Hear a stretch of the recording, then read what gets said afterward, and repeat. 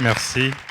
Bonsoir et bienvenue. Et puis merci d'être présent, d'avoir résisté à l'attrait des terrasses en ce gracieux printemps.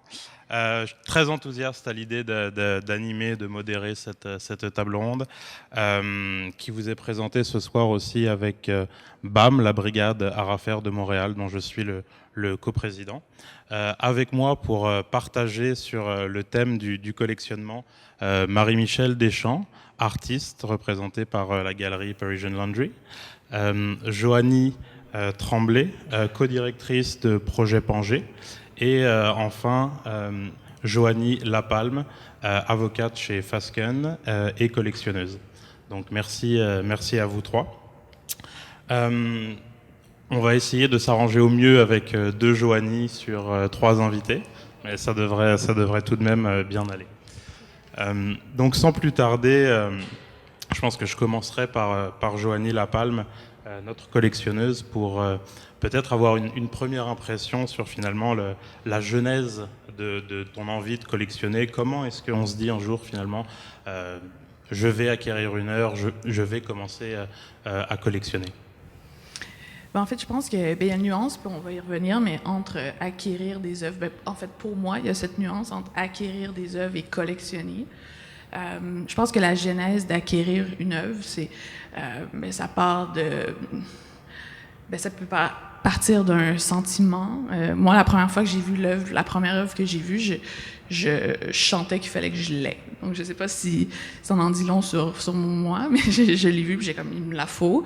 Il y a toujours ce sentiment d'urgence, surtout quand c'est une œuvre unique. Et donc, ça, il faut gérer ça aussi, parce que des fois, on peut bénéficier de réfléchir un petit peu plus que sur notre impulsion sensitive. Mais, donc, ça a toujours j'ai toujours fonctionné avec un attrait physique. Donc, je vois quelque chose et pour une raison ou une autre, je suis attirée vers cette œuvre. Et donc, après, je réfléchis un peu plus. Mais donc, la genèse, ça a été cet attrait. Donc, je faisais les galeries. Ça fait à peu près 10 ans maintenant que je collectionne. Et il y a un moment, pour une raison que j'ai de la difficulté à même m'expliquer, j'ai été littéralement vraiment attirée d'un point de vue sensible. Donc, mes sens ont été attirés par une œuvre et de là, j'ai acheté cette œuvre. Et là, je me suis mis à réfléchir. J'ai rencontré l'artiste. On a eu des discussions. On avait beaucoup de points en commun. On réfléchissait sur les mêmes thèmes, les mêmes idées. Alors, il y a vraiment un dialogue qui a débuté avec cet artiste. J'ai rencontré d'autres artistes sur les mêmes, qui s'interrogeaient sur les mêmes préoccupations, donc avec une certaine sensibilité commune. Et donc, voilà, ça a été vraiment... Et justement, t'en parles, je pense, avec une envie, avec des émotions, parce que je pense que le collectionnement, c'est quelque chose de définitivement très personnel. Est-ce que tu peux nous faire part, justement, des étapes qui ont suivi ce que toi t'appelles donc une première acquisition, donc le fait d'acquérir, et ensuite, comment est-ce que tu es passé au collectionnement? En fait, au départ, moi encore, je ne sais pas si c'est comme ça pour tout le monde, je présume que non, puisque comme tu le dis, je pense que c'est très personnel comme démarche. Mais il arrive un moment où tu as quelques œuvres et un certain fil conducteur ou une certaine sensibilité ou certains thèmes ressortent. Et là, une réflexion sur pourquoi je suis particulièrement attirée par ce type de présentation ou une certaine sensibilité qui ressort vraiment de diverses œuvres sur divers médiums et par divers artistes. Donc, et à partir de ce moment-là, il y a une réflexion pour moi, du moins, qui a débuté, et il y a vraiment des choses qui sont ressorties de ce qui était important pour moi, de ce qui m'attirait, donc ce qui me parlait d'un point de vue sensitif, et donc, et de là, je me suis assurée après de continuer dans cette démarche-là. Et alors justement, est-ce que tu peux nous parler un petit peu plus, parce qu'on a échangé justement sur ces thèmes-là, et justement, qu'est-ce qui guide aujourd'hui ton collectionnement, puis est-ce que tu peux nous parler un peu du thème finalement qui sous-tend ton collectionnement? En fait, c'était pas voulu au départ, mais vite, j'ai remarqué que j'achetais, du moins, que des œuvres faites par des artistes femmes. Mais au départ, ce n'était pas conscient, donc c'était pas... Et vite, c'est devenu, avec plusieurs discussions avec des artistes femmes, mais d'autres intervenants, hommes et femmes du milieu. Peut-être que j'avais une naïveté au départ. Je pensais que mon milieu à moi, plutôt conservateur et tout, était particulier et que le milieu des arts, dans ma naïveté, était un milieu où tout était, je ne vais pas dire égal, mais bref. Donc, avec certaines discussions, je me suis rendu compte qu'il y avait peut-être un travail à effectuer à certains niveaux. Et moi, ben, très humblement, je fais juste collectionner, mais je me suis dit, qu'est-ce que je peux faire pour peut-être tenter de... On ne se cachera pas, là, dans plusieurs collections privées, il y a un grand écart entre la représentation entre les artistes femmes et les artistes hommes, en tout cas du moins selon les statistiques et ce que je remarque. Alors je me suis dit, la seule chose que moi je peux faire pour peut-être changer ça, ben, c'est d'acheter des femmes. Donc, mais c'était pas au départ, je me disais pas j'achète que des femmes. Comme je disais, j'ai acquis plusieurs œuvres et quand j'ai pris ce recul pour voir, et il y a ça qui ressortait notamment. Il y avait un certain type de sensibilité aussi. Donc, quand on regarde toutes les œuvres, c'est plus qu'une esthétique commune. Je pense que tu ressens quelque chose qui est très... En tout cas, du moins moi, mais je pense que d'autres personnes qui viennent et qui regardent peuvent vraiment ressentir. Donc, encore là, c'est pas tant des thèmes que... Le seul thème que je pourrais dire, c'est qu'il y a beaucoup de neige ou de blanc. Mais encore là, ça n'a jamais été réfléchi. On l'a remarqué hier avec mon mari. Je suis attirée notamment quand il y a de la neige ou du froid ou je sais pas. Mais ça serait le seul thème autre que, comme je dis, une sensibilité qui est perçue du moins par plusieurs personnes, qui est la même à travers le contact avec ces œuvres-là, en fait. Et toi, Marie-Michel, est-ce que tu veux nous parler aussi de ta collection? Parce que finalement, on peut aussi être artiste et collectionner. Ben, on en a parlé avant. Moi, j'ai une collection. Ma monnaie d'échange, c'est de mes propres pièces, donc c'est assez modeste. Des artistes que j'aime beaucoup, que je côtoie, on fait des échanges. Avec le temps, c'est assez chouette parce que moi aussi, je vais dans les ateliers de mes amis, et puis avec le temps, ben, on peut pas dire que c'est une collection, mais je vis avec des œuvres de la même façon. Chez moi, il n'y a absolument aucune pièce de moi sur le mur, parce que je les vois assez souvent, mais je peux dire que d'une certaine façon, je réussis à avoir une mini-collection. Moi, j'aurais une question pour Joanie. Je voulais savoir peut-être, est-ce que tu suis les artistes? Est-ce que, admettons, cette première œuvre, est-ce que tu as continué à aller dans l'atelier de cet artiste-là? Est-ce que oui? Oui, en fait, je suis. Puis en fait, j'ai très peu d'œuvres uniques d'un artiste. Donc, parce qu'encore là, ce qui m'attire souvent, c'est cette sensibilité-là. Donc, ça s'arrête pas avec une œuvre. Souvent, on le sent à travers les diverses œuvres, les années, et tout. Donc, oui, définitivement, j'ai plusieurs œuvres de plusieurs artistes. J'ai pas tant d'artistes que ça. En fait. C'est pas une variété, c'est plus à travers le temps. Ouais. Donc oui, définitivement, je vais dans les ateliers.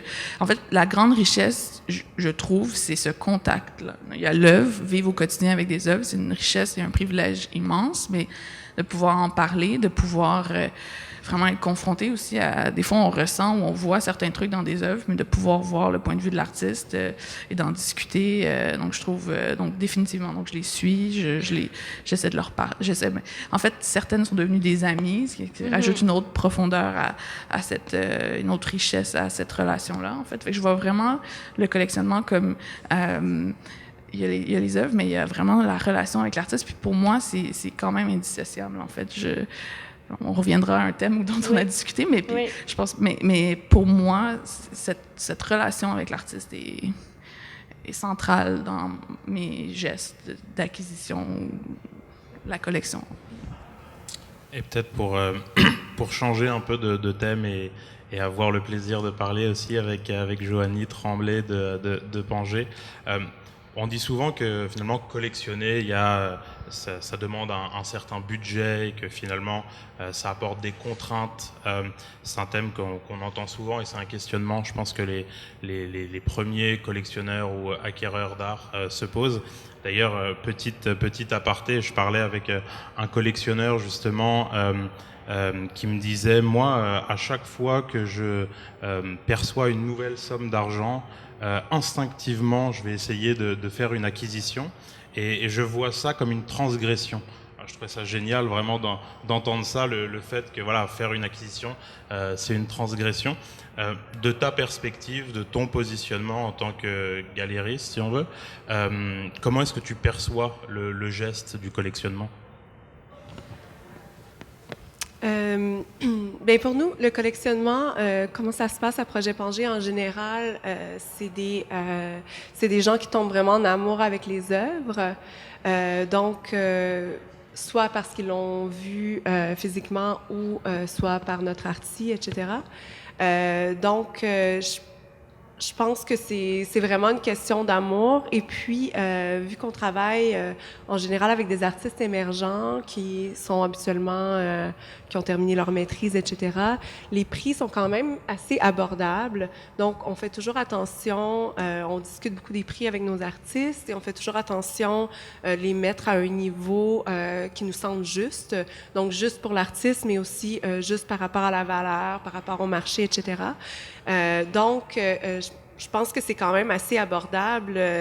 Quand on regarde un souper au restaurant qui coûte 150 $, je veux dire, on a plusieurs œuvres qui sont en dessous 1000 $. Donc, ça prend pas de temps pour pouvoir acquérir une œuvre. Donc, tu répondrais quasiment que c'est une question de priorité. De ouais. priorité, mais aussi finalement, quand je t'entends, d'éducation, d'orientation et de savoir peut-être où aller. Peut-être qu'une grande galerie montréalaise pour une première acquisition, c'est peut-être pas le meilleur endroit pour se forger un goût et avoir le plaisir de pouvoir acquérir l'œuvre. Oui, etc., parce qu'il y a des œuvres quand même à tous les niveaux de prix par rapport à la carrière de l'artiste, etc., où il est rendu. Donc, si on travaille avec des artistes émergents, mais non seulement les prix sont souvent plus bas, mais aussi on les aide vraiment en début de carrière, etc. Donc, on peut les suivre et on peut suivre leur carrière en même temps. Mais aussi, on travaille beaucoup avec des personnes que c'est leur premier achat. Donc ça, c'est toujours un plaisir. Des jeunes professionnels que c'est la première fois qu'ils achètent une œuvre. C'est un plaisir de les épauler, de discuter comment ça se passe, etc. Et de faire, par exemple, des plans, même pour payer. Parfois, ça peut aider en quelques paiements. Ça, je pense qu'il y a plusieurs galeries qui l'offrent aussi, qui peut aider un petit peu. Et toi, Joanie, est-ce que tu pourrais te qualifier que dans ton geste de collectionneuse, il y a potentiellement un volet de mécénat ou de philanthropie? Parce qu'on n'en a pas parlé, mais finalement, quand on acquiert une œuvre, quand on commence une collection, est-ce qu'on n'a pas aussi le désir de dépenser son argent, mais avec un volet de mécénat? Je crois beaucoup dans la philanthropie et le mécénat, comme tu sais, j'ai des implications autres. Mais quand j'achète une œuvre, je fais pas une faveur, je fais pas un don, j'achète quelque chose d'une très grande valeur à un prix qui, selon moi, est un prix qui... J'ai pas l'impression de faire un don. Peut-être que j'ai vraiment l'impression d'avoir la chance d'acquérir quelque chose qui, pour moi, a une très grande valeur. Et donc, c'est une question de choix, c'est une question de passion, mais je pense qu'on est privilégié de vivre à Montréal où il y a des artistes d'un énorme talent qui n'ont rien à envier à plusieurs artistes d'autres très grandes villes. Et je suis toujours frappée par la différence de prix, l'écart de prix entre des artistes incroyables, d'une qualité comparable à ce qu'on retrouve, comme je disais, dans toutes les autres grandes villes. Mais le prix des œuvres ici, il est en général quand même plus bas que dans d'autres. Donc, je pense que le mécénat et la philanthropie est super important. Je pense qu'on peut faire des dons à des centres d'artistes où on peut...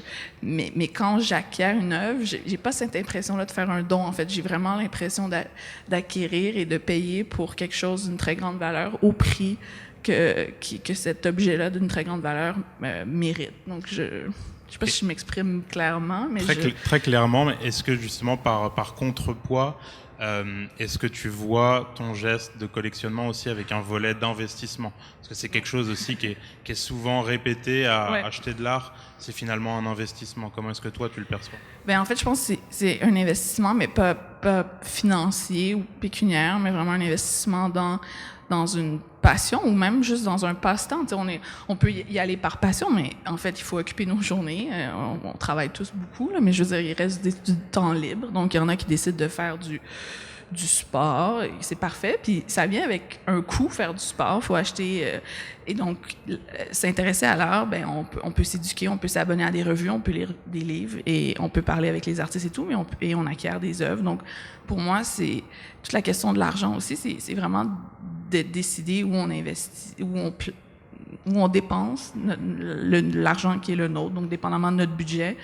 Et je reviens au fait que je pense qu'à Montréal, c'est sûr que si on parle d'acquérir de l'art, ben on est déjà privilégié, on est capable de subvenir à nos besoins primaires, mais quand même, je pense que c'est très possible, comme tu disais, il y en a pour tous les budgets, et encore là, des œuvres d'une très grande qualité pour des budgets qui sont pas nécessairement faramineux. Puis il y a beaucoup de gens qui ont peur ou qui pensent qu'il faut être riche, qui pensent qu'il faut être millionnaire. Mais moi, en fait, j'ai acheté, j'étais très jeune, j'avais pas de cellulaire, j'avais rien, c'est ça. Donc, je pense que c'est vraiment une question de choix, de où on alloue nos moyens, en fait. Puis...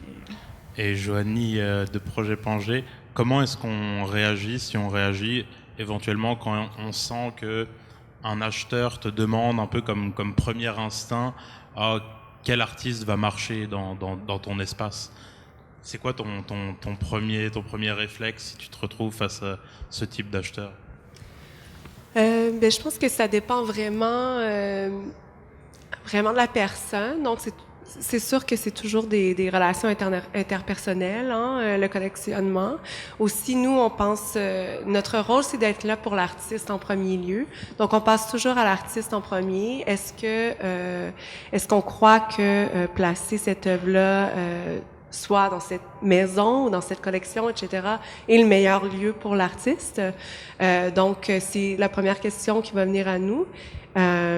Et puis, je pense que c'est dans la discussion avec la personne pour voir, on peut voir c'est quoi ses intentions et puis à partir de là, prendre les décisions. Super. Moi, si je peux me permettre d'ajouter un point, donc je pense qu'on l'a touché quand même assez brièvement, mais ce qui est primordial quand même, à mon sens, que je collectionne aussi personnellement, mais je pense que le facteur humain que tu mentionnais tout à l'heure, je pense qu'il est primordial, et puis ce sera intéressant de vous entendre finalement chacune sur cet aspect-là. Comment est-ce qu'on développe, si on veut développer une relation avec un artiste quand on est une collectionneuse, quand on est un galériste, on veut aussi développer une relation avec un collectionneur. Marie-Michel, est-ce que toi tu connais tes collectionneurs? Est-ce que tu t'intéresses finalement à savoir qui ils sont, ou est-ce que ça dépasse ton intérêt personnel? Je pense qu'il y a deux types de collectionneurs. Je pense que les gens qui vont acheter une pièce, on ne recevra même pas leur nom, ou on va recevoir un email pour dire merci ou quelque chose comme ça. Et il y a des gens qui, comme tu le disais tout à l'heure, Joanie, qui vont nous suivre, qui vont venir à notre atelier. Toi, tu as parlé de ta première acquisition. Moi, je pourrais peut-être parler de la première fois que quelqu'un a acheté une de mes œuvres. C'est en 2002, je pense. Je travaillais comme assistante chez Circa, qui est un centre d'artistes dans le Belgo. On m'avait prêté le local, qui était à ce moment-là, c'était assez grand, c'était presque 3000 pieds carrés, et c'était mon atelier pour l'été. Et il y a un couple de collectionneurs qui est venu, qui a cogné à la porte, et je crois que c'était trompé de local. Et puis, du coup, j'étais en train de travailler sur un grand dessin. À ce moment-là, je faisais beaucoup de dessins au crayon à la mine, et puis je leur ai parlé de mon projet, et puis ils étaient charmés, je dirais. Et après, j'ai reçu un appel du directeur de Circa et il voulait acquérir une de ses œuvres. Depuis, je suis allée à leur maison de campagne. Ils ont acheté une autre œuvre de moi et c'est devenu comme des amis, je dirais. Ça peut être une relation qui est vraiment super touchante. Il peut y avoir des relations d'amitié qui se lient, toi et moi, par hasard. Avec le temps, on s'est connus dans une expo et puis avec le temps, ben toi t'es venu à mon atelier. Il y en a plein d'autres comme ça. C'est vraiment petit conflit d'intérêt puisque je collectionne. Ben non, mais c'est ok. Dans le kiosque de BAM, Alexandre présente mon œuvre, alors ça va. Je pense que c'est important cette relation-là. De l'autre côté, elle est super importante aussi. Même si je dirais que quand je suis à l'atelier et je travaille, je pense pas du tout à ça. Je pense pas à où elle va aller. Je pense pas. Mais ça reste que il y a aussi un peu il y a cette forme de mécénat qui est cachée quand même, parce que quand on achète, ça nous aide aussi, parce qu'après on réinvestit, on achète des matériaux. Il y a quand même ce côté-là. Sans ça, oui, on a un travail à côté et tout, mais ça aide quand même beaucoup. Mais je pense aussi que la relation humaine, ça fait plaisir de savoir que tu vis avec une peinture que tous les jours te touche, et puis de savoir que ce que je fais va se retrouver dans un environnement où ça va être apprécié à tous les jours, c'est la plus belle chose dans le fond. Je pense que... Et comme galériste, Joanie, est-ce qu'on a tendance chez Projet Pangée à essayer de matcher aussi finalement, ou de mettre en contact le collectionneur et l'artiste éventuellement? Je sais que vous avez travaillé ensemble, Marie-Michel et toi, vous avez fait une expo. Vous pourrez nous en dire un mot, puisque ça fait partie aussi des belles relations humaines de cet écosystème-là, l'artiste et le galériste. Tu peux nous en parler éventuellement rapidement, puis après nous expliquer comment t'intègres le collectionneur dans cet aspect. Ouais. Bien, en fait, Marie-Michel et Projet Pangée, on a fait une exposition avec CK2 qui avait fait le commissariat. On a invité, en fait, CK2 à faire le commissariat chez Projet Pangée. Et puis, Marie-Michel faisait partie du groupe d'artistes. Donc, elle était très enceinte à ce moment-là. Mais oui, à 38 semaines, elle est quand même venue installer son œuvre, une magnifique œuvre en plâtre. Puis, en fait, pour nous, c'est vraiment... à prime abord, on existe pour les artistes, pour la relation avec les artistes, pour travailler avec les artistes qu'on aime surtout. On tombe en amour avec certains artistes, avec leurs pratiques artistiques, et puis on veut travailler avec eux, on veut montrer leurs œuvres. Et puis, dans un lieu qui est commissarié, donc on aime ça aussi, mettre en relation des artistes ensemble aussi, parce que souvent, comme nous, qu'est-ce qu'on fait? C'est souvent, on fait des expositions de duo. Donc, on prend des artistes qui ne se connaissent pas et puis là, on crée une conversation, en fait, entre les deux artistes. Donc, ils ont chacun leur corps de travail, mais il y a un troisième espace qui se passe aussi quand tu mets deux corps de travail ensemble, il y a un troisième espace. Puis je pense que ça doit être la même chose qui se passe dans une collection. Il y a quand même cet espace-là qui se passe entre les œuvres, qui est vraiment intéressante. Et puis pour en revenir au collectionnement, pour nous, il y a Joel Messler qui est un galeriste et écrivain de New York qui l'a mis en ces mots. Puis moi, Julie et moi, on était bien d'accord, c'est qu'il dit que les collectionneurs, c'est nos amis. Donc, c'est les gens avec qui on prend un verre, c'est les amis, et puis nos clients, c'est les artistes, en fait. Donc, je pense que c'est une bonne manière de voir comment gérer une galerie. Mais on va en parler plus tard, mais nous, on est une Artist Run Gallery, donc c'est sûr qu'on a un autre mandat. Notre mandat premier, c'est vraiment le commissariat, et puis on fait la vente, mais c'est notre deuxième mandat. Notre premier mandat, c'est vraiment le commissariat, donc c'est encore plus la pratique artistique des artistes qui nous intéresse en premier lieu. Tu peux prendre le temps Ouais. d'en parler si tu as envie. Je pense que Oui, mais en fait, nous, c'est ça, on est une artist-run galerie. Donc, c'est un modèle qui existe un peu plus aux États-Unis. Donc, c'est entre le centre d'artistes autogéré, comme on voit plutôt au Canada, et la galerie commerciale. C'est que, dans le fond, on y va vraiment par commissariat. On met de l'avant vraiment la pratique artistique sans penser à comment présenter l'œuvre pour qu'elle soit vendable. Donc, par exemple, on va pas encadrer des œuvres nécessairement parce que ça se vend mieux. Mais là, on l'a fait ici, là, parce que c'est papier. C'est une foire d'art, donc on les a encadrés. Mais habituellement, on pense vraiment plus l'espace à prime abord, ce qu'on voit habituellement plus dans les centres d'artistes. Et puis, nos relations avec les artistes sont différentes parce que on ne représente pas les artistes. Donc, à ce moment-là, on peut travailler avec les artistes plusieurs fois. Par contre, on développe des relations, on continue à travailler avec eux, mais ça nous permet de travailler avec des artistes qui sont d'ailleurs représentés ailleurs. Comme par exemple, notre prochaine exposition, c'est Sky Glabush. Il est représenté par Clint Rochnich à Toronto. Donc, ça nous permet de travailler avec des artistes avec qui on a envie de travailler. Ça nous laisse plus de liberté. Ça nous laisse aussi l'opportunité de se tourner sur un dissous. Donc, si on voit une pratique artistique qu'on aime vraiment, on peut offrir une exposition dans quelques mois. Tandis que les centres d'artistes, bien, ça prend quand même, c'est long. Tu sais, ça prend un an, le comité se réunit, là, ils choisissent, là, c'est un an de programmation, etc. Donc, nous, ça nous permet d'être un peu plus rapide dans nos décisions. justement, on parlait encore du facteur humain. Et Joanie, si je me tournais vers toi cette fois, pour essayer de voir un peu dans ton collectionnement, est-ce que ça serait juste de dire que, pas comme mentor, mais comme accompagnement pour les collectionneurs en devenir qui sont dans le public éventuellement et qui nous regardent, de dire qu'il y a quand même 2 points d'ancrage forts humains finalement dans l'écosystème, c'est le galériste et l'artiste, et que finalement, dans ton parcours de collectionneuse, ça a probablement été 2 points d'ancrage pour te guider et t'appuyer dans ton collectionnement. Moi, je l'ai vécu personnellement un petit peu comme ça, donc j'imagine que pour toi, c'est probablement la même chose. Mais je rajoutais un 3e point d'ancrage. J'ai eu la chance très tôt de rencontrer un très grand collectionneur qui est maintenant mon mentor d'art. Et donc, très tôt dans mon cheminement. Donc, j'avais toujours cette personne qui était une personne extrêmement généreuse de son temps, de ses conseils.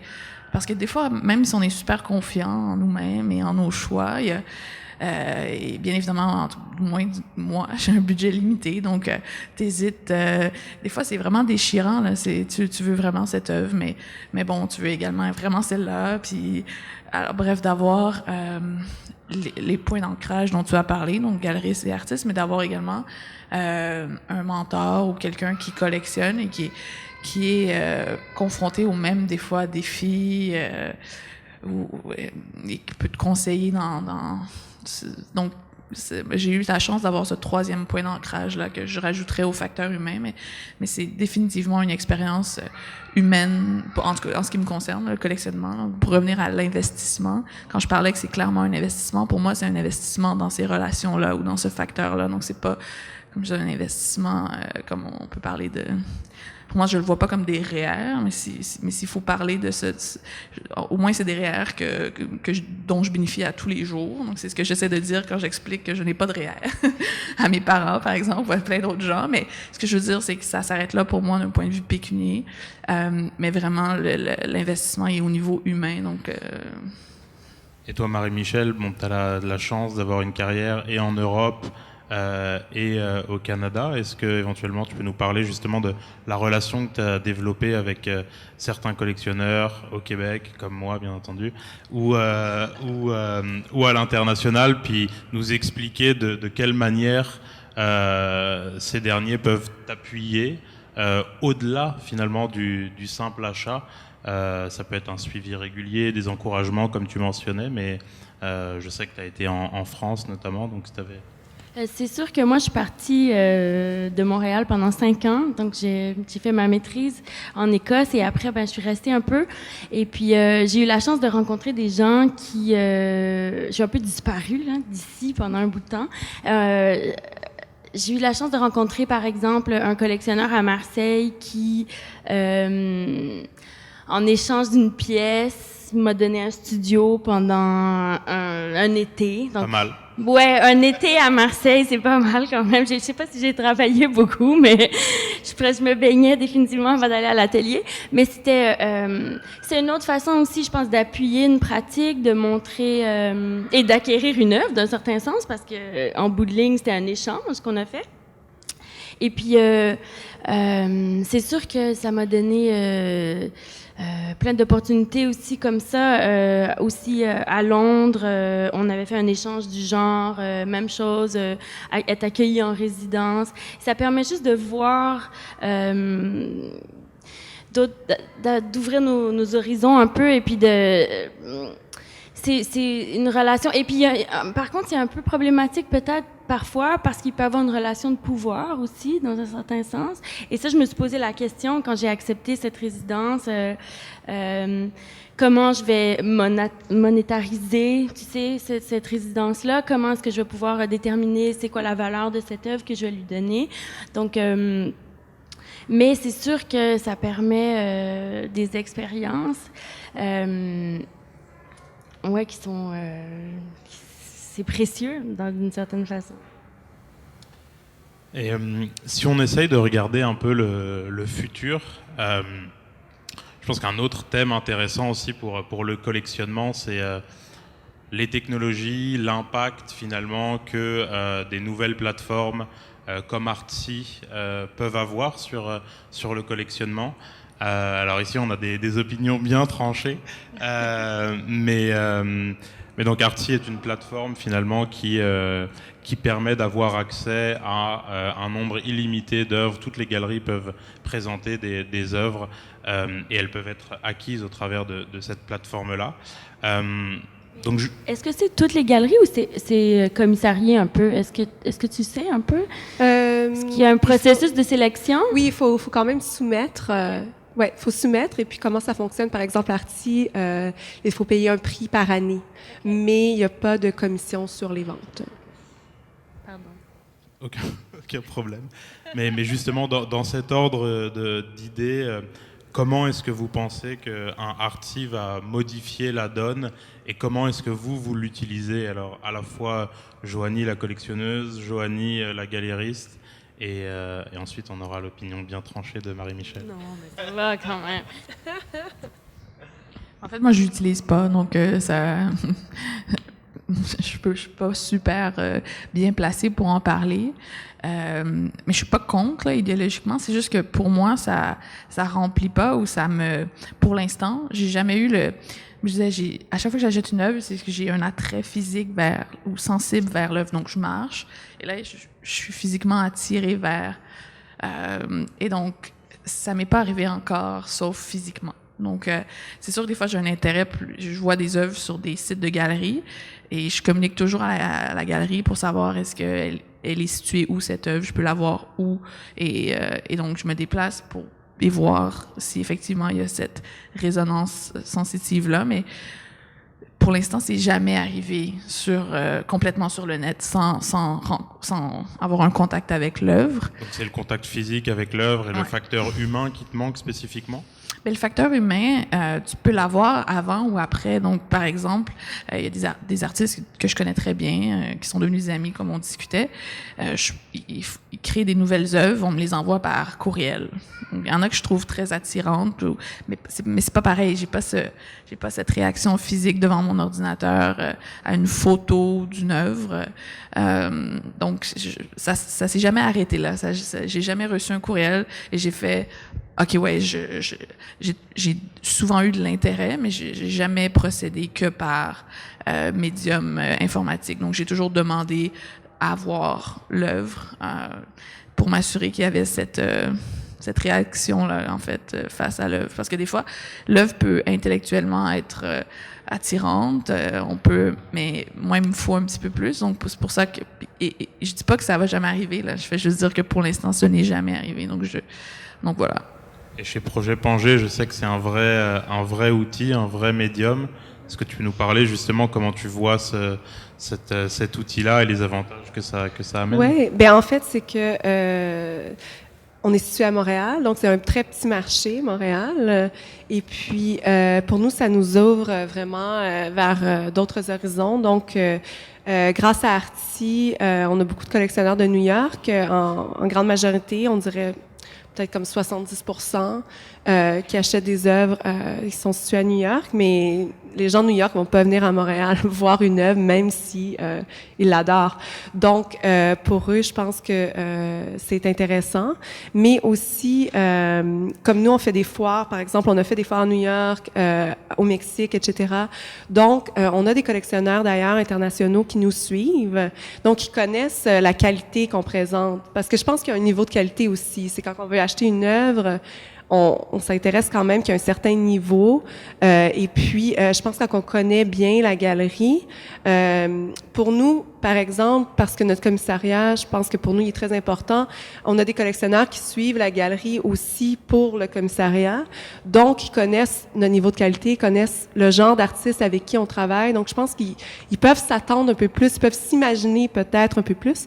Donc, je pense que oui, c'est peut-être des collectionneurs qui ont un certain niveau d'imagination, qui sont capables de l'imaginer, l'œuvre, en réalité. Cela étant dit, on communique quand même, on s'écrit avant de vendre une œuvre, ça prend souvent comme 30 courriels parce qu'on jase. L'artiste écrit souvent un mot personnel. Donc, il y a quand même ce contact-là. Et puis, ils nous écrivent toujours après, qu'une fois qu'ils ont déballé l'œuvre, leur réaction, etc. C'est toujours une belle surprise parce que, comme je disais à Marie-Michel auparavant, moi, je crois vraiment que des bonnes œuvres d'art, une image, si on la voit sur Instagram ou sur Internet, elle est toujours moins bonne que l'œuvre. Si l'image sur Instagram est meilleure que l'œuvre, on a vraiment un problème. Donc, nous, on fait attention en tant que galeriste de travailler avec des artistes que la qualité est là et puis qu'il y a l'intérêt. Donc, je pense que ça va être toujours une heureuse surprise parce que, justement, on va avoir la matérialité. Mais c'est sûr que ça dépend des œuvres. Comme une peinture, par exemple, on peut facilement s'imaginer une peinture à l'huile, qu'est-ce que ça a l'air. Donc, c'est un petit peu plus facile que des œuvres de Marie-Michel qui sont vraiment dans la matérialité, dans l'installation. C'est sûr que c'est plus difficile parce que là, on ne sent pas à travers notre corps, on ne sent pas quand on se déplace, qu'est-ce que ça nous fait à notre corps. Fait que c'est sûr que ça dépend aussi peut-être des types d'œuvres. Il y en a que c'est plus facile que d'autres. Mais moi, je pense que si je pense pas à ma pratique en tant que telle, je pense que si je pense en général, j'aurais deux choses. Je dis pas que je suis contre, je pense que c'est pas vrai, mais je pense que il faut être nuancé avec ce genre de plateforme. Je pense que je trouve ça dommage que l'art soit consommé de plus en plus, en tout cas presque uniquement en ligne. Et j'ai même eu des artistes collègues à moi qui me disent qu'ils font, dans le fond, ils pensent les pièces et l'installation pour les photos. Alors, je pense que c'est quand même faux. Je pense que maintenant, il y a beaucoup d'œuvres qui sont plus belles en photo qu'en vrai. Moi, je dirais souvent. Ce serait très décevant. Ouais, mais je pense qu'il y en a quand même. Ça, c'est une chose. Et aussi, il y a une espèce de phénomène en ce moment où il y a beaucoup de galeries qui ferment leur espace. De plus en plus, les loyers sont chers, les gens se déplacent pas. Alors, moi, une plateforme comme Arty, ça me fait juste réfléchir à ça parce que il y a eu des beaux messages qui ont circulé sur les réseaux sociaux d'un galeriste que je connaissais en Suisse qui s'appelle Jean-Claude Frémont-Goutte. Et c'était justement sur...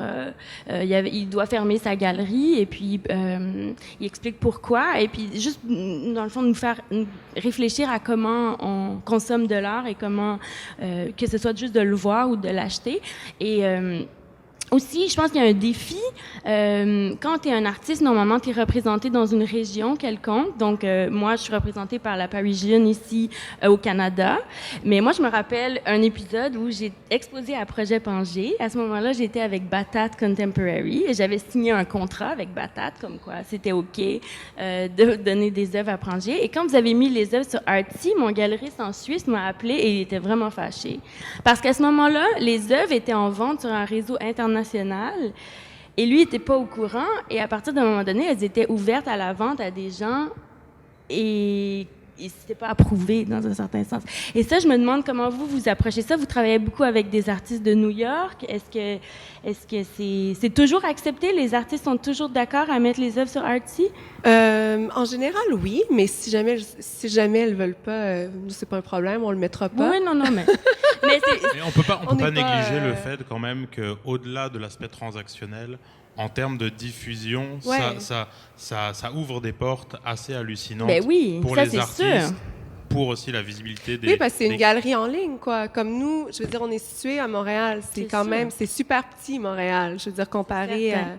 au, Même pour- au monde global de l'art, c'est quand même pas, je veux dire, une ville la plus importante dans... Tu sais, je veux dire, c'est pas Londres, New York, etc. Mais c'est pour ça Donc, qu'il faut ça- peser la balance. Ouais, Il y a donc du ça nous bon et il y a permet- du mauvais. Ouais. Il faut juste comme penser Je pense que ça à... permet de mettre en ligne. Dans le fond, c'est que l'avantage d'Arty, par exemple, c'est que les photos sont en très haute résolution.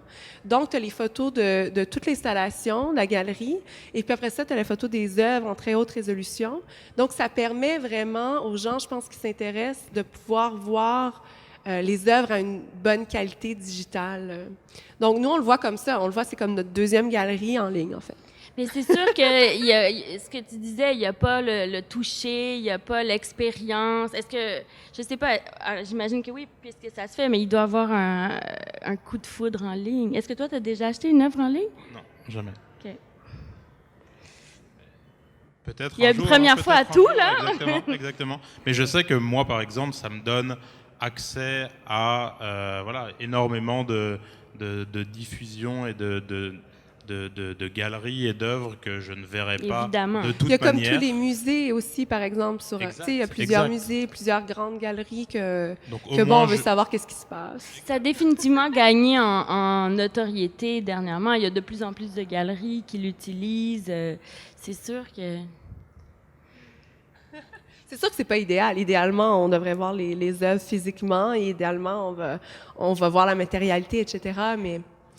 Mais bon, la il y a aussi limitation l'aspect- géographique. Mais tu sais, tu parlais de commissariat, tu sais, il y a aussi, là, on parle d'œuvres, mais moi, souvent, ce que je vais voir, c'est des expositions. Donc, il y a toute l'histoire ou comment c'est présenté.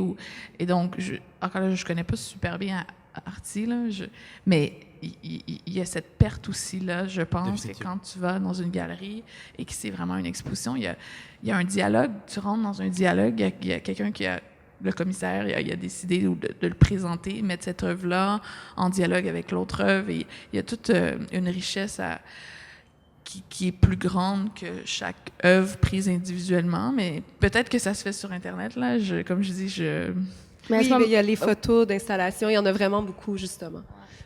Puis, nous, personnellement, puis je pense que la plupart des galeries, quand tu as une galerie aussi sur digital, tu fais vraiment attention à la photographie pour que tu te sentes dans l'espace. Donc, on passe quand même beaucoup de temps, quand on fait la photographie, à ce que ça soit pas juste un mur frontal, mais plutôt si tu as la sculpture, tu as aussi des photos, par exemple, que tu es comme dans les sculptures. Tu sais, on fait vraiment attention à la photographie pour se sentir dans l'espace. Puis justement, notre photographe merveilleux, c'est le photographe de papier, donc le meilleur photographe en ville, Jean-Michel.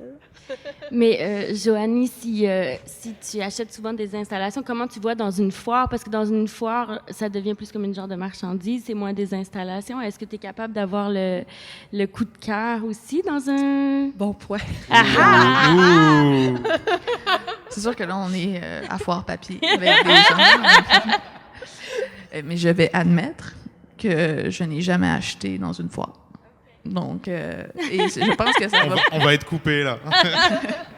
J'aurais pas dû poser la Mais question. je pense que ça va changer parce que j'ai vu en entrant une œuvre que j'avais vue hier, mais c'était pas clair si c'était une œuvre qui était disponible ou et tout. Et j'ai eu vraiment ce dont je parle. Et alors voilà, donc ça va changer. D'ailleurs, j'ai vu qu'il y avait un des thèmes, c'est votre prochaine acquisition. J'étais un peu embêtée parce que... Tu me scoopes Mais la bref, conclusion là. Bref, donc je vais pouvoir dire, donc éteignez pas les lumières, mais coupez pas le son, là, ça va changer parce que j'ai vécu, ressenti ce que... Mais habituellement, c'est plus difficile. J'allais beaucoup à la foire de Toronto il y a longtemps, là, et là non plus, j'avais pas ça. Ben, il y a aussi beaucoup de gens, ce qui est une bonne chose, parce qu'en fait, le but, c'est que le plus de gens possible voient. Mais j'ai besoin peut-être un petit peu plus de... Mais il y a certaines galeries qui le traitent comme une exposition aussi. Oui, aussi. Nous, personnellement, on le traite vraiment comme une exposition et non comme... Mais ça reste que le un contexte, mur. c'est quand même plusieurs artistes ensemble. Il y a beaucoup de C'est quand même... Je pense que ça dépend des niveaux de qualité de foire.